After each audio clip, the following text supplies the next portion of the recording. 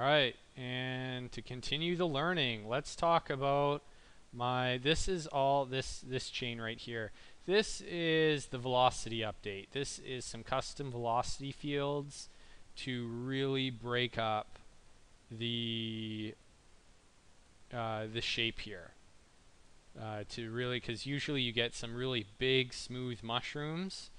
What I'm doing in here is I'm adding in a lot of different turbulences and specific turbulence masks to get this. What I've learned now is not use sharpening. I'm never using sharpening again. Disturbance is awesome. Shredding. I animate the turbulence. And let's see, where do I put... Oh, I put that on the temperature. This disturbance turned out really awesome. In the later ones I'll show you, but I didn't really discover how awesome disturbance actually is. So I'm not entirely happy with this nuke. So what I do here is, let's see if we can visualize. Let this play here. I'm going to show you. I make this custom bubble field. I'll probably... Let's see here. Oh, it's on manual. Oh, and I wasn't using gravity on this.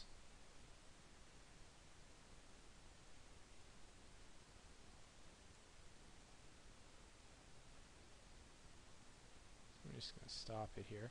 So, I've reduced it. Where is my normalized heat? Oh, there it is. Alright, so I have this customized control field right here. So what I'm doing is I'm taking the heat, I'm normalizing it, and basically it's giving me a 0 to 1 value right here. So the blue is 1, and oh, come on. I use this as a driver. Come on, what are you doing? And here is that's just, you can use it as a mask on stuff. So I would really cut this stuff out. So here's the bubble field, and the bubble field is kind of cool because what it does is it finds the smooth areas, and it allows you to inject the turbulence in it.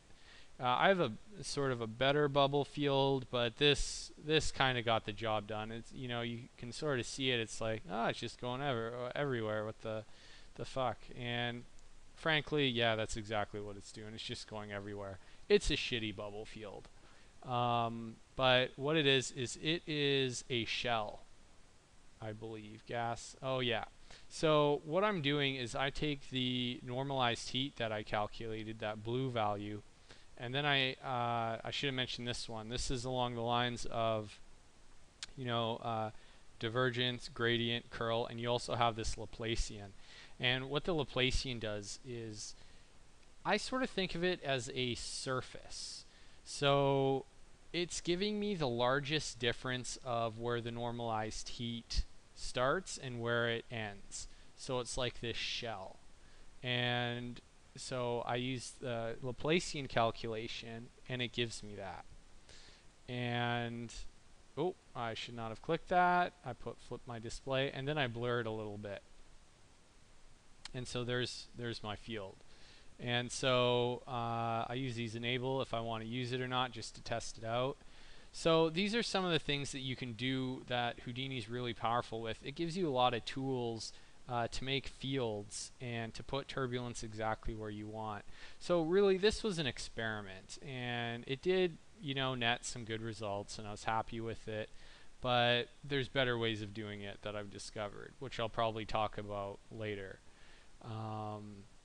But it's overall, if you want to use this stuff, head over to, I'll pull up Khan Academy. Alright, so here's the Khan Academy website.